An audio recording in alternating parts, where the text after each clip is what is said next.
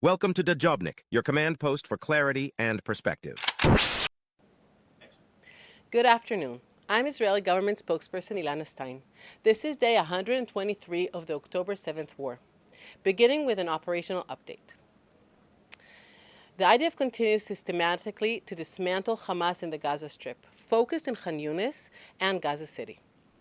Yesterday, Defense Minister Yoav Gallant provided an update on Israeli military progress. Of Hamas' 24 battalions that existed before October 7th, 18 of those are no longer functional. Furthermore, he declared that the IDF has killed or injured half of Hamas' entire terrorist base. This is a tremendous progress. Prime Minister Netanyahu has repeatedly made clear that this war is not over until the three goals of this war have been achieved. 1. Hamas is destroyed. 2. All, and I repeat, all the hostages have been returned. And 3. Gaza no longer possesses a threat to Israel. Defense Minister Gallant also indicated that Hamas leadership is crumbling and that Yahya Sinwar is on the run.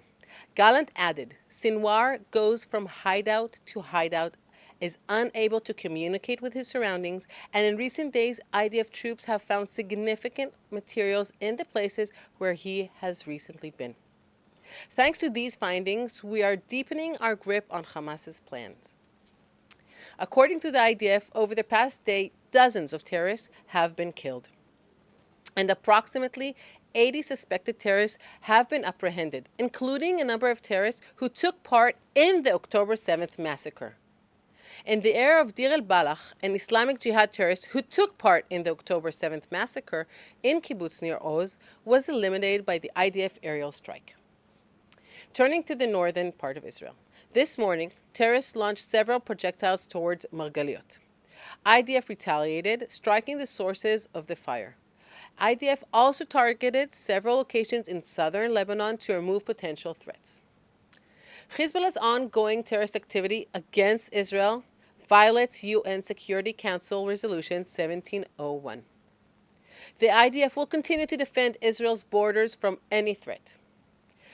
Regarding the hostages, it's been 123 days that the 136 hostages have been held in brutal Hamas captivity. The Israeli government is doing everything in its power to bring them back home to their families. They are our brothers, our sisters, mothers, fathers, grandparents, and friends. Regarding this, diplomatic discussions continue as part of Israel's relentless pursuit to secure their release. U.S. Security State Anthony Blinken is scheduled to land in Israel this evening. This will be his 5th visit to the Middle East since the October 7th massacre. Finally, an update on the humanitarian aid entering the Gaza Strip. Yesterday, 233 trucks entered, carrying 3,435 tons of food, 20 tons of water, 530 tons of shelter equipment, 50 tons of medical supplies, 285 tons of mixed goods, 4 tankers of cooking gas, and 2 tankers of fuel. A second water line between Egyptian and Gaza sides of Rafah was connected, enhancing water supply to southern Gaza. Between 10 a.m. and 2 p.m. today, the IDF paused operations in Tel al-Sultan neighborhood in Rafah in order to enable movement of humanitarian aid. That's all for today, and I will take your questions now.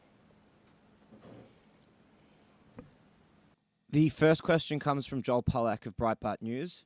He asks, what is Israel's reaction to the White House saying that President Biden will veto any bill providing emergency aid to Israel unless it also provides aid to Ukraine? I will not relate to things that have to do with Americans' decisions. We know that they are our best allies and have our interest in mind. I know as an Israeli that we're still moved to this very day, but by the things that President Biden said regarding the massacre, and this is what we care most about, that the United States holds our interest in top priority, and this will probably continue in the next few days and years, and this is why our relationship with the United States is so important. Melanie Lidman of AP asks, can you share more information about how the protests have impacted the entrance of humanitarian aid from Kerem Shalom? How long was Kerem Shalom closed for, and how will that impact the number of trucks going in today? Is the area still a closed military zone? If so, how were the protesters able to stop aid from entering? So first of all, I want to discuss the protesters. These are families, members of hostages. I think that any person who can just imagine how this is so hard on the families to know that their loved ones are so close and yet so far, and they cannot reach them, they cannot help them. They know that there is a big chance that they are going under torture, maybe at this very moment. So this is one thing that we stand with all the families of the hostages, and I think that every person with a conscience, with a heart, stands with them. Regarding the aid to Gaza, this is the important thing. The aid entered Gaza Strip today. I cannot go into the details, but I can tell you, and I've mentioned this before, the amount of aid that has entered, and that is what is important, that they're receiving the aid that is needed in Gaza.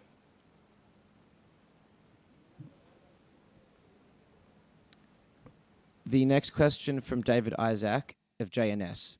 The government seems proud of the aid going into the Strip, but a large proportion of this aid is apparently going to Hamas.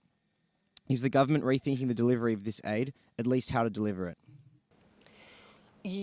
This is a problem, and we agree with you, and I think that this again shows that Hamas doesn't care about the people living in Gaza. They only care about themselves. They only care about their own survival. They do not care about the well-being of the people in Gaza. This is why we all need to free Gaza from Hamas.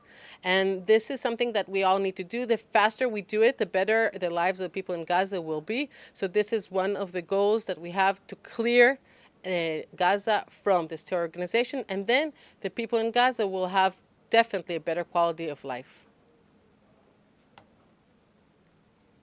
Okay, so thank you for today, and we'll see you at tomorrow's briefing. Bye.